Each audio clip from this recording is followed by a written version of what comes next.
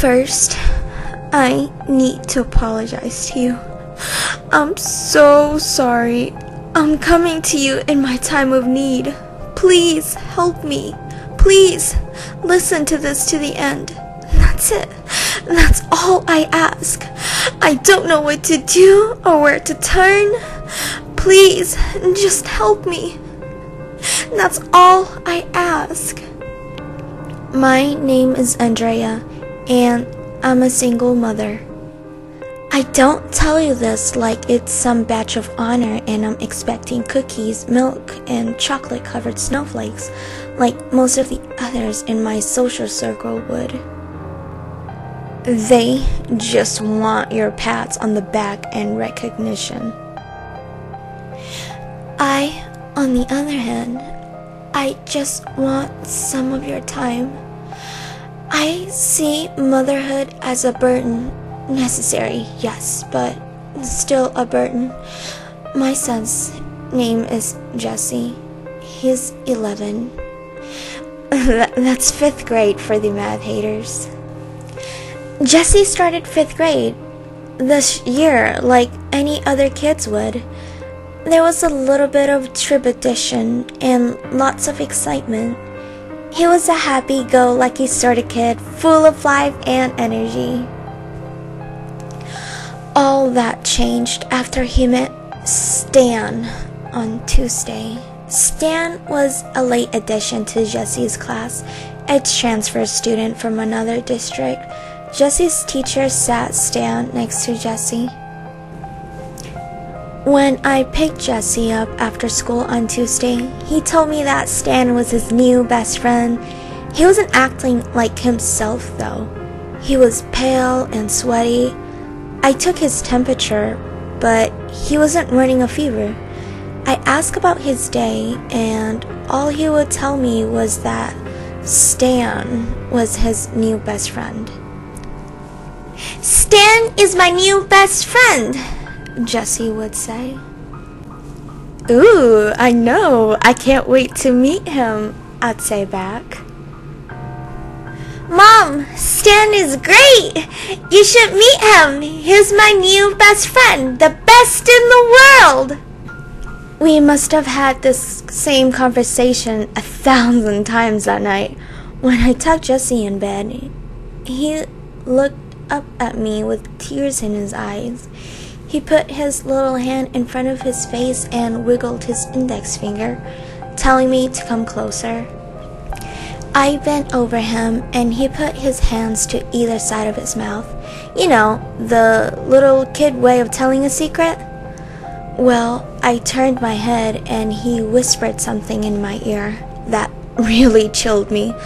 At the time, I didn't know why it chilled me, but it did. He whispered, "You believe me, right, Mom?" I sat back up and looked down at him.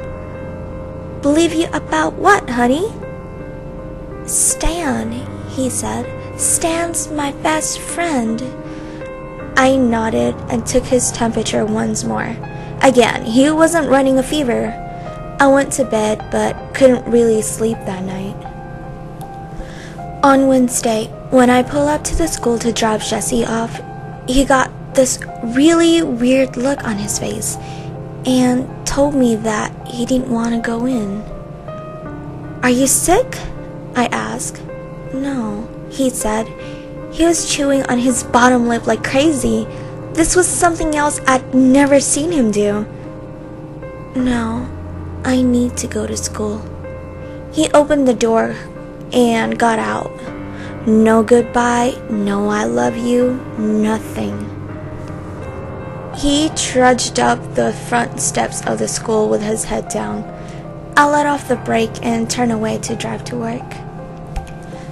A little boy was standing right in front of my car. 2 more seconds and I would have run him over. The boy was pale, with a mop of blonde hair that was almost white and bright blue eyes. He knocked on the hood of my car twice and waved once, and then walked away up the stairs of the school. When I picked up Jesse after school on Wednesday, He looked a lot better. He was a tiny bit paler than normal, but he seemed happy. He told me all about his day. He told me about dinosaurs and music and math. And then he told me about recess. And then after math period, we had recess. Mom, you'll never guess what I did today at recess. Tell me, I said, smiling to myself as I'm driving. I'm thinking tag, football, keep away, all the things I remember the boys doing at recess when I was at that age. You know, something normal, like a child would play with his friends. I joined the church. What the fuck? I thought to myself. I frowned at this. A church?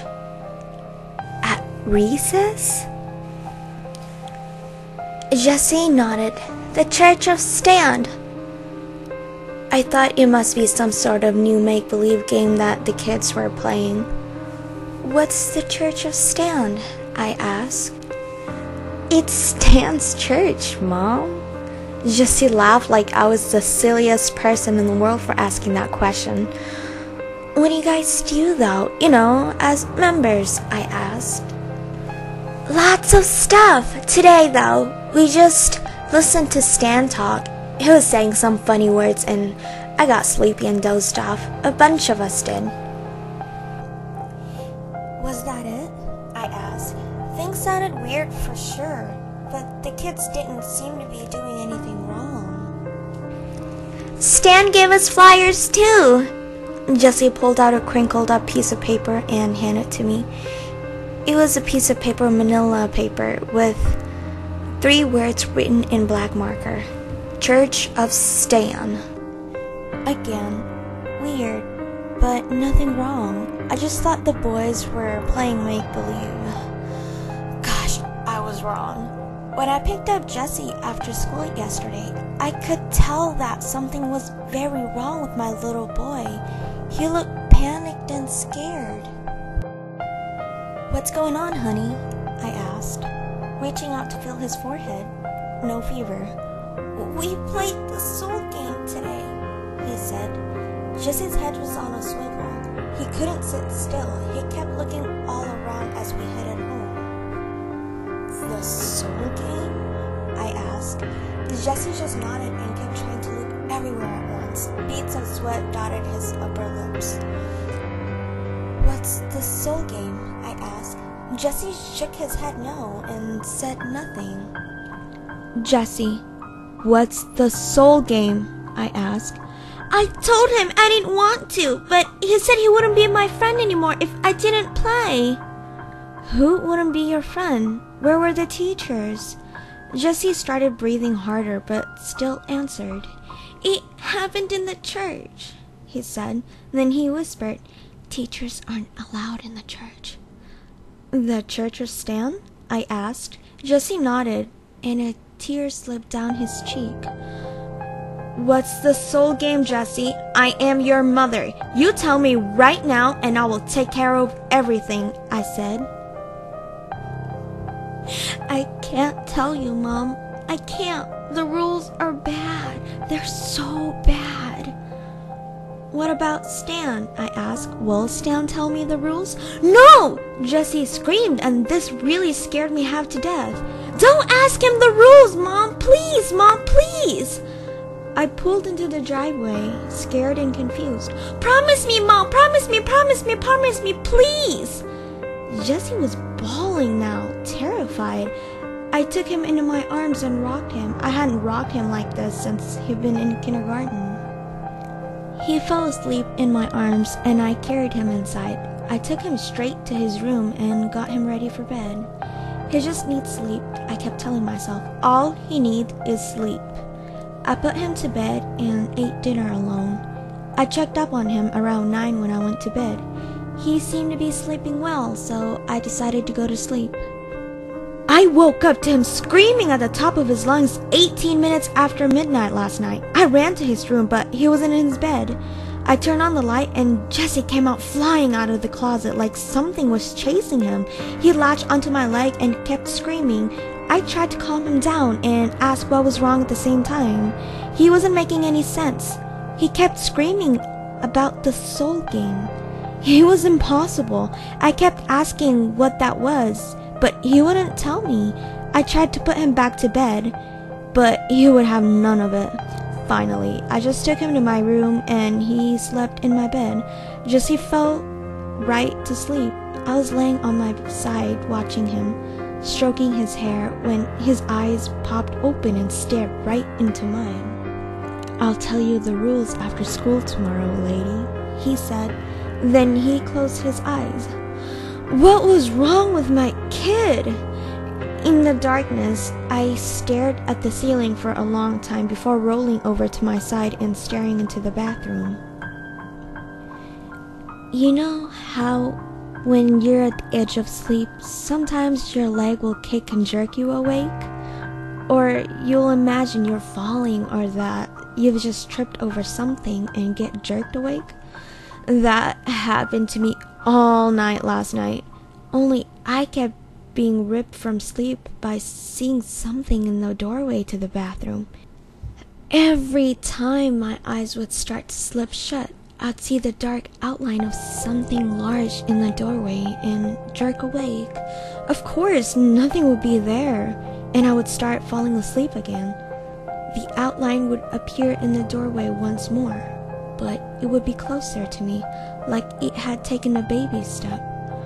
Over and over this happened to me until this morning. And this morning, on the way to school, Jesse seemed out of it, tired. I felt the same way. I was even more exhausted. I thought of asking Jesse about what he'd said yesterday, right before he fell asleep, but I couldn't. I was afraid it would send him into hysterics again, so I left it alone. I drove him to school, and he didn't say a word the whole time. He was acting like a robot, listless and emotional. I got a call shortly after dropping him off to come pick him up. He vomited in class. When I picked him up, he was the same. I asked him several questions, but he only gave me grunts in response. The plan at home was to get him changed out of his dirty clothes and then take him to the doctor. He didn't say anything until we pulled into the driveway. "Can Stan come over today?" he asked. He stared out the windshield at the garage door. "You're not feeling well, honey. Do you really want him to come over?" I asked. I wanted to meet this kid, but it didn't sound like Jesse wanted him over. I, however, wanted to get at the bottom of these things. "Yes," Jesse said. "Okay," I said. "Do you have his parents' number?" He already asked his parents, and they said it was okay. We have to wait until he's out of class. I'd still like to talk to his parents. Okay. Jesse got out of the car, and we walked into the house. "You have their phone number?" I asked as I shut the door. "No," he said. I started to ask him how I was supposed to call them if I didn't have their number. But someone knocked on the door. I was still standing right next to it. I opened the door, and standing on my front step was the pale little boy with blue eyes and mop of white blonde hair that I almost ran over on Wednesday. A little girl stood next to him with the same complexion. "Yes?" I asked. "Hi, Dres," the little boy said. "Is Jesse home?" The little boy was standing on my front porch. Shouldn't have known that name. It was my nickname from college, created out on a drunken night amongst my girlfriends, shortened for Drizzy. "No," I asked. "Oh, that's fine," the little girl said. "My name is Devin, and you already know my brother's name." "Stan," I said. The little girl covered her mouth and giggled. Stan smiled and shrugged. "It's really quite simple. Rule 1, don't walk past mirrors in the dark. Rule 2, don't leave any doors open when you go to bed tonight." Ask your son what Rule 3 is, and remember, a creak means you're falling behind. A rustle means you've almost lost. When lights go down, hopefully you won't see the dark shadow standing in the corner of the room. Hopefully you won't hear it breathing as your eyes shut and you begin to drift off. And if you hear a bang, well, hopefully you never hear a bang. Stan turned and walked away with his sister. I stared after them both and shook my head. I wouldn't play their stupid game. I walked into the house and found Jesse sitting at the kitchen table, crying. "What's wrong?" I asked. "I heard a bang," he whispered. My mouth went dry. "When does the game end?" I asked. "It doesn't," he whispered. "It never ends." My heart started beating faster. "What's the third rule, Jesse?" His face fell and he sucked in a deep breath. "Rule 3. Knowing all 3 rules make you a player." Rule 3. Knowing all the rules makes you a player. My stomach dropped. "What happens if you lose?" "When it's dark, you'll hear them coming. They like to let you know when they're getting close." "Who?" "Stan and Devin," Jesse said. "They'll reach out through the mirrors or open doorways and drag you through." "How do you win?" I asked. "You win if you tell more people the rules to the soul game than the person that told you does." Like I said before, I am so sorry, but thanks for helping. Really, I'm going to enjoy my newfound freedom, and I hope that you enjoy your night. Give Stan and Devin my best.